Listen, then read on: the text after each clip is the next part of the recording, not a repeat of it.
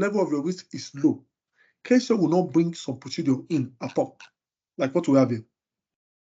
But if your level of your risk is high, Caseware will bring them up into your work program so that you will then do more extensive work when they come to audit. Are we together? Are we together? Now, the next thing we want to move on is, I just showed you this. So let's now go back to our trade and die receivables. We're still using trade and die receivable as an example. So we've looked at the risk optimization. Now let's now proceed with our procedures. Now, the question now says, based on the professional judgment, are the procedure outlined above sufficient to address this asset risk? I can say, if I can say yes or no, as the manager or the team lead, you must have gone through each of these procedures and check if those procedures are robust enough in addressing those risks or control. And how do you know they are robust enough? What do you do is basically you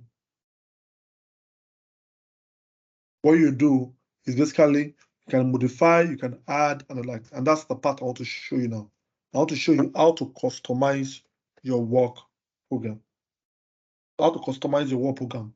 Once you're able to customize the work program and complete the work program today, then later on you can then look at how to then respond, do your vouching, do your tick marks, how to cost reference and likes, once time permits us today, tomorrow, today and likes, and if not, we'll do that tomorrow. How do you customize your work program? Number one, let's start with procedure 2. I'm not responding yet. I'm not the team member. I'm still the team lead. I want to customize the work program. Let's assume these analytical procedures. I want to customize it. Then what do? I can right click on it and check modifiable. Once I check modifiable, what do you notice? It turns it to green. I can then write into it to edit it. Once I'm done with the modifiable, I right click again on check modifiable. We'll give you a few minutes to do that and we'll proceed.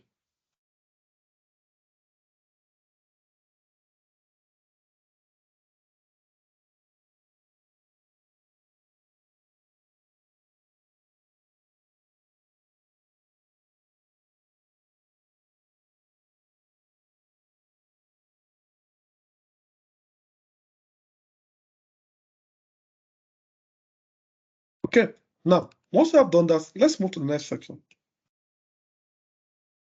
So look at this. On that listing, okay, let me jump 3, 4. Let me jump to 6. For example, on that 6, let's assume I don't need this procedure. What I can do is I can right click again. I don't need the procedure. I can say what? Delete procedures. If I click on delete procedure, look at what will happen. It said, are you sure you want to delete procedure and associate sub procedure? I say yes. I click yes. Once I delete the procedure, now it should then pull up, it will delete the procedure, number 1, and also tell you the name of the person that deleted the procedure and the date. However, you're able to see this now because your procedure review deleted procedure is checked. If it's not checked, I can uncheck it, then you don't even see it at all. Now, let's now assume, let me check it back again. Let's now assume you have a procedure that has been deleted by your team member or deleted by Caseware, but you then need that procedure. What do? You come back again after your review deleted procedure is checked, and then click on what? Restore procedure. When you restore it, you can then respond to it. That's number 2. Now, number 3 or number 4 is let's move to listing. And I want to show you something here. If I stand on listing and I right click on listing, I will not see delete listing procedure is grayed out. Why is it grayed out? Tell them, why is listing grayed out? Why can I not delete a procedure for listing?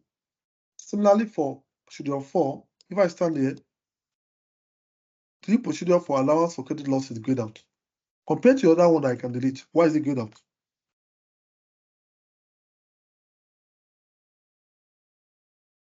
Salom, I need someone to respond to me now.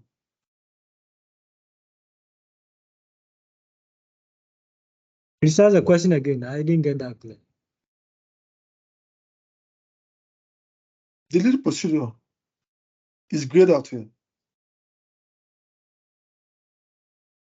Why this grayed out?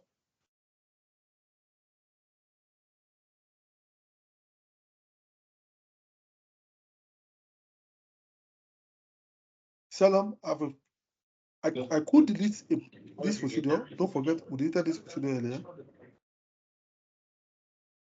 But for this guy, I cannot delete procedure. Why?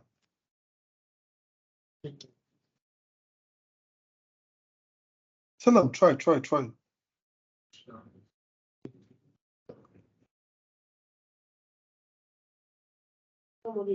Okay.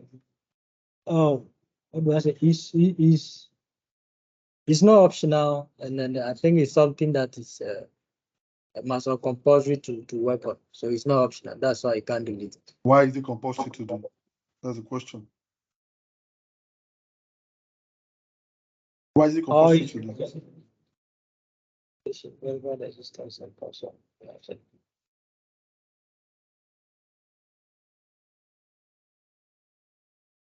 Why is it compulsory to do?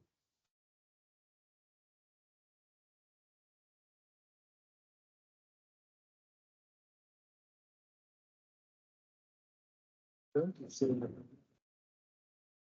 you want to say something, yes. Say it. Okay. If I should read the content, that's 3, right? This is marked as a risk area which perform procedures on. So I don't think it's to give you an option to delete it. Okay, so the reason, so let me just help you out. You tried. Now, the reason why you cannot delete this procedure is this. Initially, we stood on a risk.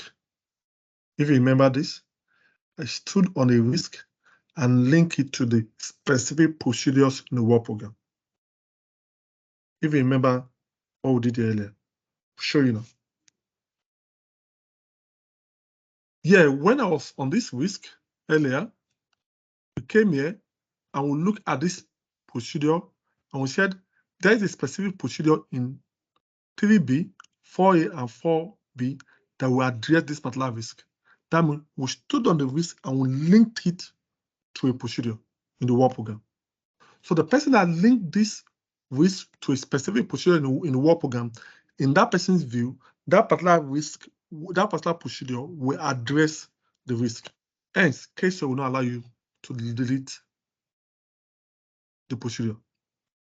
But if I stand here, 3A, now I click on it, I can delete 3A. I can delete the entire procedure. I can delete 3C. I can delete 3D. Similarly, for what? For this, I can delete 3C, D, and likes. But I cannot delete for the entire 4 because that will cut across A. I cannot delete what? A. The reason is the person that linked this, in that person's view, this particular procedure will address this risk. Now, we stood on the risk to link it to a procedure. I can also, let's assume I didn't link this to a procedure here.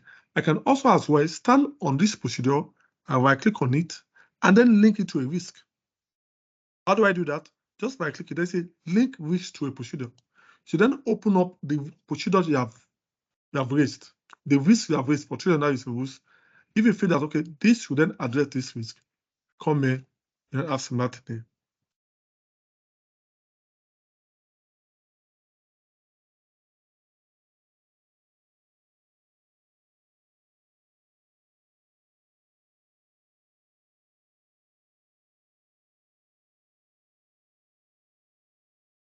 All together?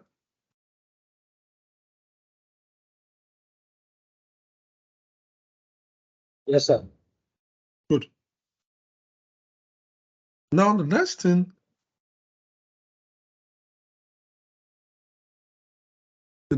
now is this. So I've showed you how to link this to a procedure.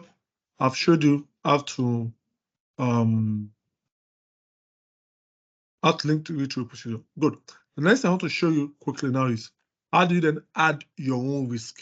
How do you then add your own procedure? Let's assume, having reviewed all this procedure, you felt like some procedure were not captured there. How do you add your own procedure? Okay, what I can do is, again, I can click on what? I can start anywhere, and right click, then see insert procedure. We have 3 insert procedure here. You have 1 insert procedure from content library. Content library means that if there is a particular procedure before that have been deleted from this work program, but it's still inside the template, you can go and call the procedure from what? From content library. You can insert procedure from scratch. You can insert a procedure for level 1 or level 2. That's 3A, 3B, or thereabout. So I will say I want to say insert procedure. Insert procedure. What is the number of the procedure I want to insert? I want to insert 2 procedures and click OK.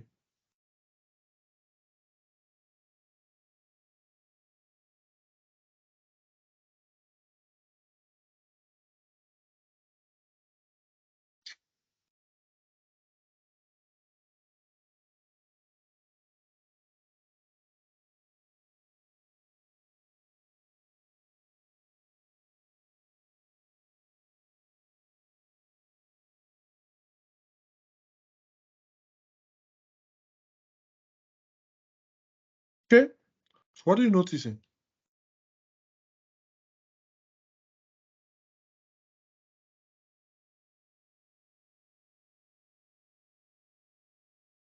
What do you notice here?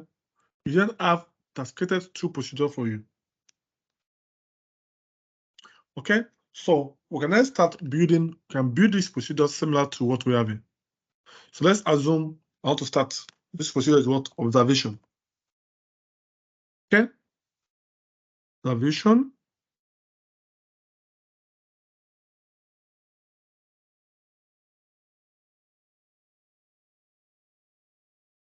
Observation. No.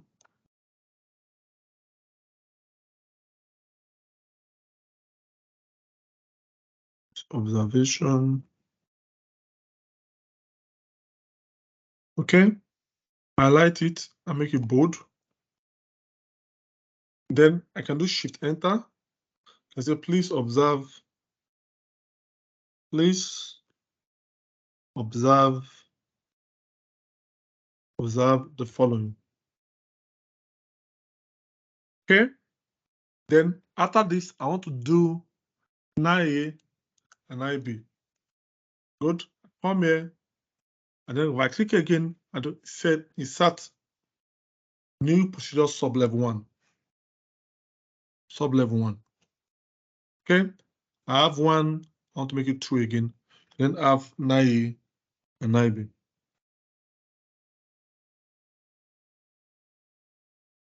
I'll something like this.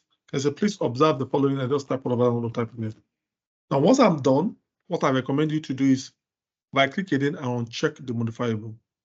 Why am I saying right click? To uncheck the modifiable, so that your team members will not be able to go and change this again, because this intellectual properties of the firm or the person that designed this. So I'll wait for you to complete that part.